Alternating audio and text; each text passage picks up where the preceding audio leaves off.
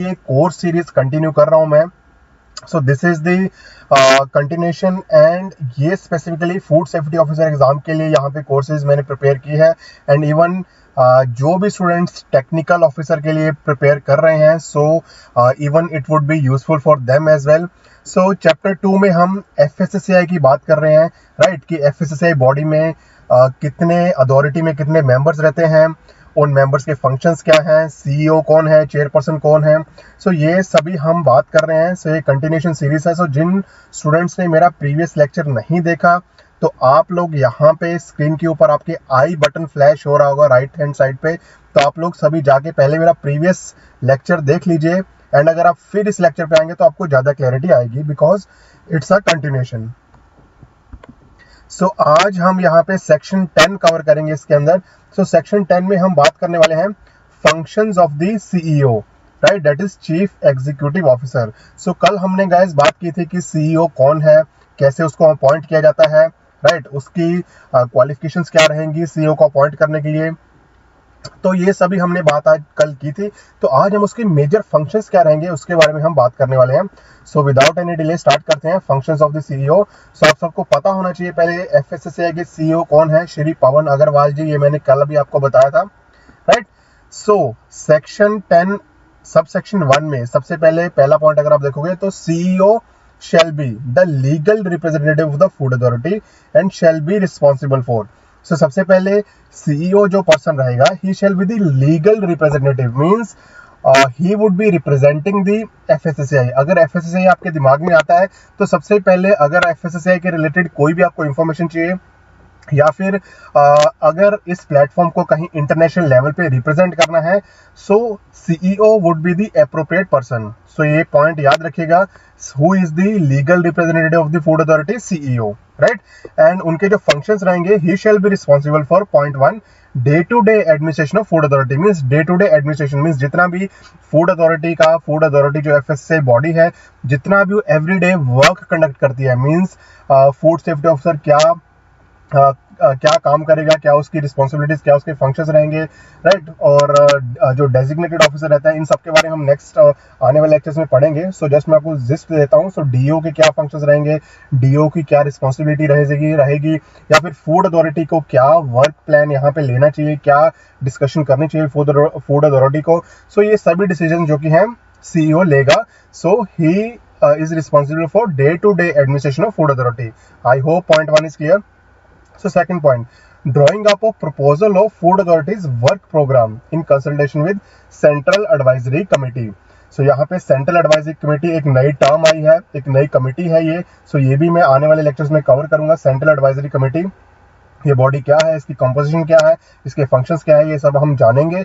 लेकिन अभी यहाँ पे CEO का फंक्शन, एक मेजर फंक्शन यही है, जितनी भी फूड अथॉरिटी के मेंबर्स हैं, राइट, फूड अथॉरिटी को क्या काम करना है, क्या उनको प्रपोजल देना है, कौन से इमरजेंसी या फिर कौन से इंपॉर्टेंट टॉपिक्स हैं जिनके बारे में उनको डिस्कशन करनी चाहिए। So that would be decided by CEO of the FSSAI with the help of central advisory committee, right. And third point, implementing the work programs and decisions adopted by food authority। so food authority को क्या काम करना चाहिए वो भी यही decide करेंगे, और फिर जो फाइनली डिसीजन आएगा फूड अथॉरिटी का, उसको इंप्लीमेंट करवाना। देखिए डिसीजन आ जाता है, लेकिन उसको ग्राउंड लेवल पे इंप्लीमेंट करना इज एन इंपॉर्टेंट थिंग। सो वो काम CEO का रहेगा, कैसे उसको इंप्लीमेंट करवाना है। So fourth point, ensuring the provisions of appropriate scientific, technical and administrative support for scientific committee and scientific panel. So यहाँ पे दो नए नेम आपको दिख रहे होंगे, scientific committee and scientific panel.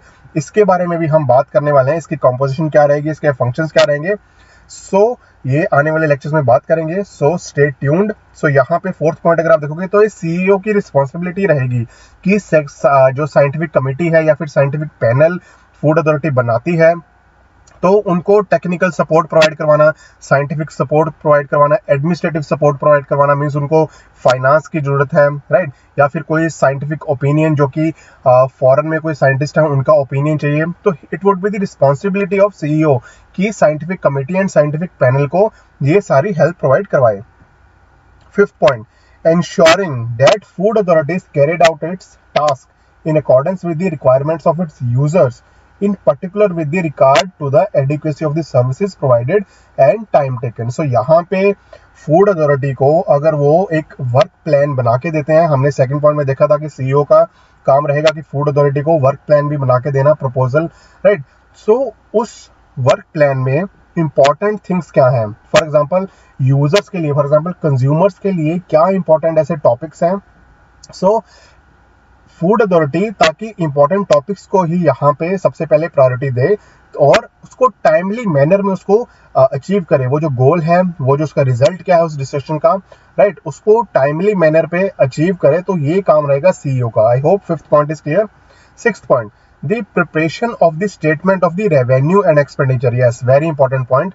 Sixth point, यहाँ पे एफएसएसआई का रिवेन्यू मींस एफएसएसआई ने कितना प्रॉफिट किया। आप सबको पता होगा कि एफएसएसआई लाइसेंस फी चार्ज करता है सभी फूड बिजनेस ऑपरेटर्स को, रेस्टोरेंट्स को, इवन जितने भी पैटी मैन्युफैक्चरर्स हैं, पैटी मैन्युफैक्चरर मींस वेंडर्स हैं या फिर हॉकर्स हैं, इनको भी रजिस्ट्रेशन फीस एफएसएसआई यहाँ पे चार्ज करता है।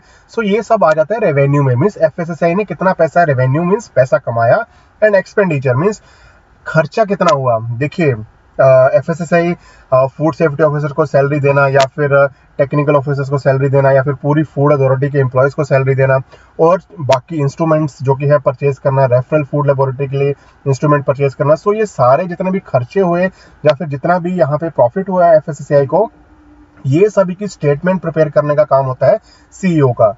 एंड फॉर सिक्स्थ पॉइंट में further continuation, the execution of the budget of the food authority means जैसे ही बजट पैसा गवर्नमेंट से अप्रूव होता है उसको कैसे एग्जीक्यूट करना इन अ प्रॉपर फैशन, ये काम रहेगा सीईओ का।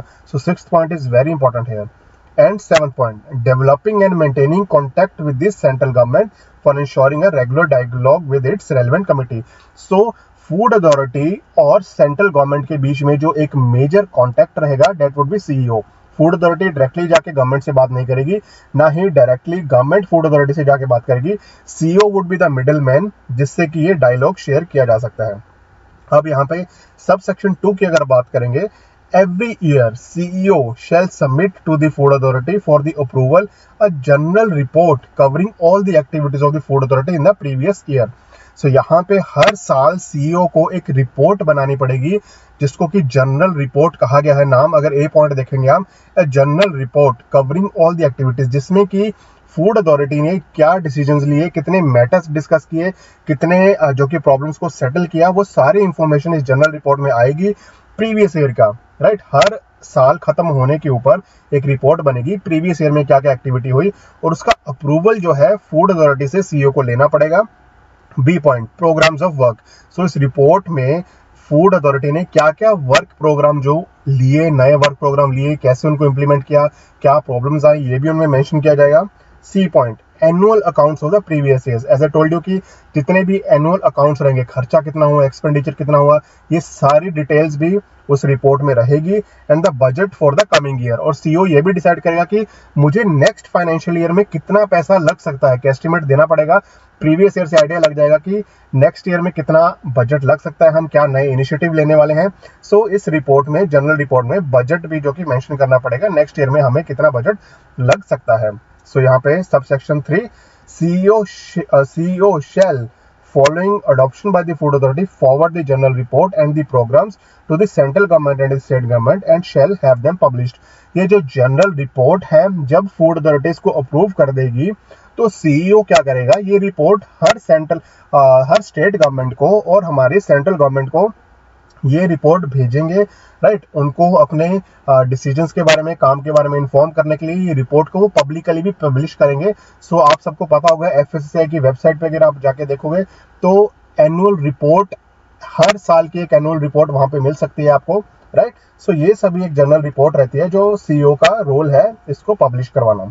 सो sub section 4, CEO shall approve all financial expenditure of the food authority, report on the authority's activity to the central government. So यहाँ पे as I told you कि financial expenditure food authority का कितना हुआ, means food authority ने कितना खर्चा किया उस साल में, राइट। सो ये सारी डिटेल सेंट्रल गवर्नमेंट को, क्योंकि यहाँ पे गवर्नमेंट ही है जो हमें बजट पैसा देने वाली है। एफएसएसआई को रन करने के लिए एक पर्टिकुलर बजट चाहिए, एक पैसा चाहिए, राइट। सो इसीलिए गवर्नमेंट पैसा एलोकेट करेगी तभी जब हम अपना सीईओ फाइनेंशियल एक्सपेंडिचर बताएंगे कि पिछले साल हमारा इतना खर्चा हुआ, इस साल इतना आने की उम्मीद है, राइट।